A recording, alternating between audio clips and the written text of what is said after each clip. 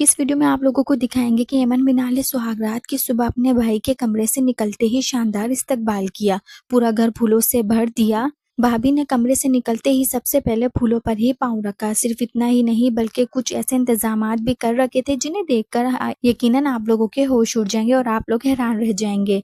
मगर मुकम्मल तफसीलात जानने के लिए वीडियो को एंड तक लाजमी देखिएगा। वीडियो को लाइक करने के साथ चैनल को सब्सक्राइब भी कर लीजिएगा। जैसा कि आप सब जानते हैं कि कल एमन मिनाल के भाई की बारात का फंक्शन था, जहां ऐमन खान का भाई अपनी दुल्हन को देखकर काफी ज्यादा रोमांटिक और काफी इमोशनल नजर आया। पर काबू नहीं रख पा रहा था और ऐसे बार बार गले लगा रहा था और उसको चूम रहा था। और वहीं पर ऐमन मिनाल भी अपने भाई की खुशी को देखकर काफी ज्यादा इमोशनल हो गई और खुद पर काबू ना रख सकी और स्टेज पर खड़े होकर बच्चों की तरह रो पड़ी।